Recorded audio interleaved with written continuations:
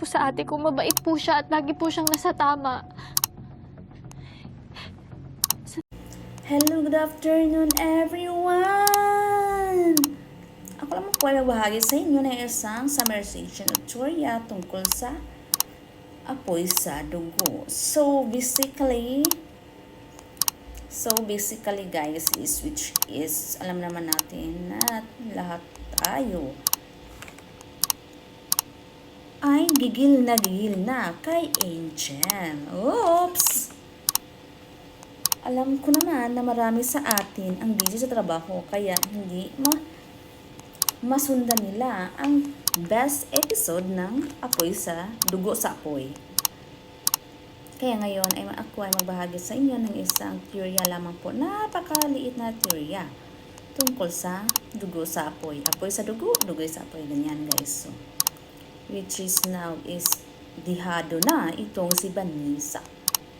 Siyempre, sa kanya is nisisi at siya lamang po ay isang inosente.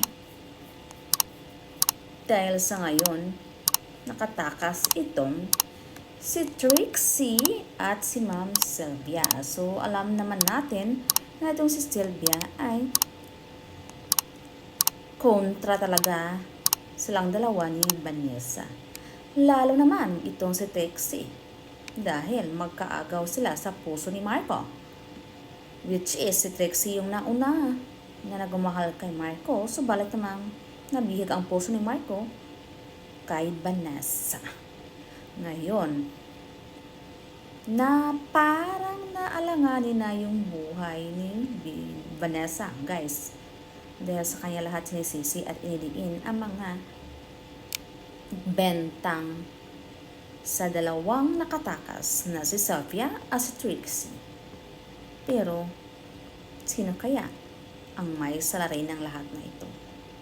So, yan lamang po ang aking update sa inyo. Kapag ikaw po ay bago sa ating channel, siguraduhin mong nakasubscribe ka na dyan. I-click nyo lang or i-touch nyo ang subscribe na word dyan sa ibaba. Maraming salamat po. Para sa kasali, ganun ba? Inaanoy. Para sa mga katuwigan magdungdung ta sa atong turmanon ni Brad Kurong ang birthday. Mari nagtagi hapon diri mag-usa-usa ta. Ang mga mahod. Uyo. Kami kay gauna. Oh my God. Ako, naksayon mo mamatireng dapit kay tugayong ganyan mo Yari ko dire. Nagdal na istorya na. Salamat.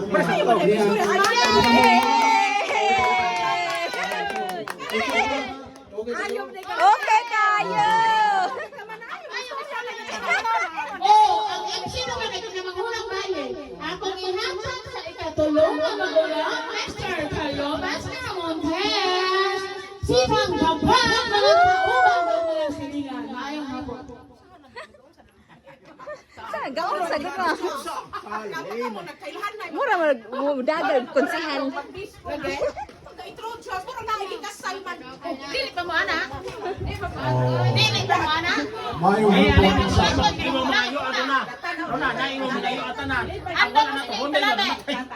mayong hapon sa kita niya nagtigo nga Mura. Nagatigong ta sukat gikan sa sigaran Bitaw. Lahi man karon to. pa ko hibalo nga yan iri ay si Barkoro nga ani iri nga magsaulog sa hibalo karon ko hibalo nga ang sa naging Oktubre ako istorya sa mga tuling sumit mo ako istorya okay lang. So, karon niya ako kay layok ko wanta. Pati layok niya.